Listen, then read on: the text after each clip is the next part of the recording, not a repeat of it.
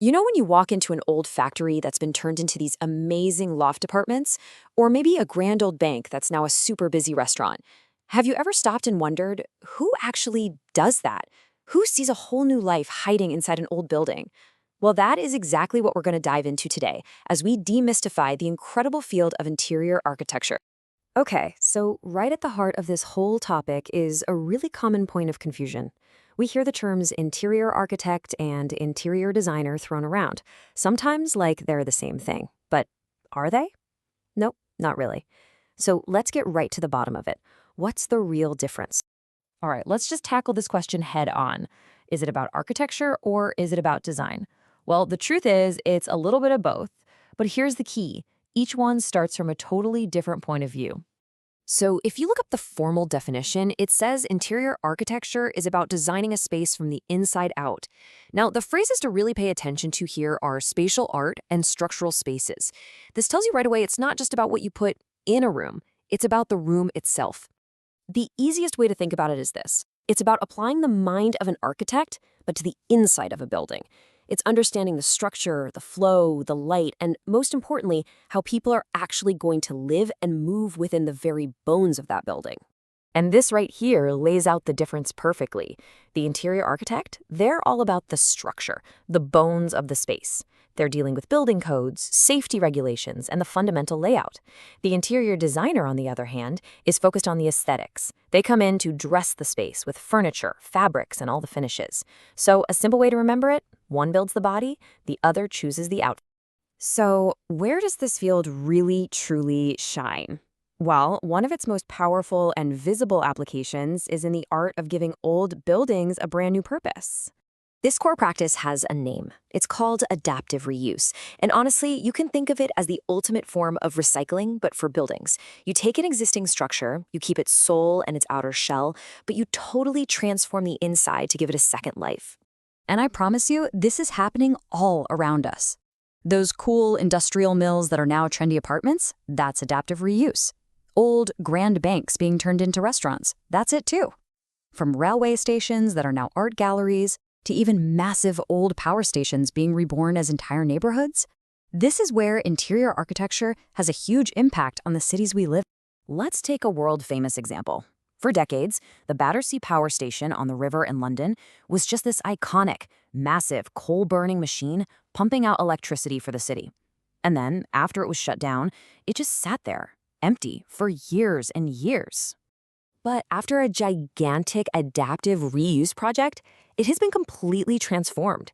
Today, it's this buzzing hub filled with apartments, shops, and offices. The iconic chimneys and the brick exterior are all still there, but the inside has been given a totally new life.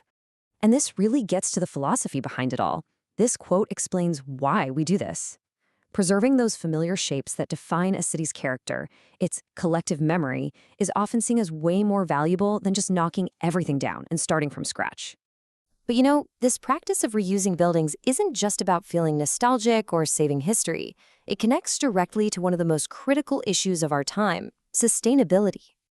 Just think about it for a second.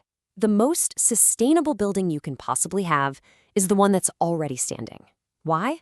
Well, it comes down to this concept of embodied carbon. That's all the CO2 that was already emitted to manufacture the materials and build the building in the first place. Adaptive reuse saves that huge carbon investment and avoids the massive environmental hit of demolition and new construction. And this goes way beyond just reusing the building itself. An interior architect's job is deeply focused on sustainability. We're talking about making conscious choices about every single material, designing systems for way better energy and water efficiency, and just trying to reduce waste from the very beginning to the very end. It's a massive responsibility. And hey, this isn't some new fad. The whole green building movement really kicked into gear during the energy crisis back in the 1970s. But what started as kind of a niche concern has now grown into a sophisticated and, frankly, absolutely essential part of modern design. Now, here's something that's really cool. To successfully reshape these old buildings, an interior architect also has to be part historian, right? How can you make a building more energy efficient if you don't understand how it was built 100 years ago? You have to understand its past to design its future. So let's take a quick look at some historical styles that inform their work. Looking back through time, you can see this really clear evolution. It goes from the sky-high ambitions of the Gothic period in the 12th century to the very detailed ornamentation of the Victorian era, and then into the clean, functional world of 20th century modernism. So each of these styles was really driven by one big idea. Gothic architecture, with those pointed arches and huge windows, was all about bringing a sense of heavenly light down to earth. Then you have the Victorian era, which was totally maximalist, just overwhelming detail everywhere to show off all the new wealth from the Industrial Revolution. And then modernism came along and stripped it all back, with its famous focus on function over form, using minimalist designs and new materials like steel and glass. So, if there's just one thing you take away from all of this, let it be this. An interior architect isn't just decorating a room. They are working with the history, the structure, the building codes, and the very soul of a building to completely reshape it for people to use. Here's one last really simple way to think about it. If new architecture is about creating a building from a completely blank slate, then interior architecture is the art of thoughtfully altering existing buildings, giving them a future that they were never, ever designed for in the first place. So, I'll just leave you with this thought. The next time you're sipping a coffee in what you know used to be a garage, or you're browsing art in an old train station, just take a second.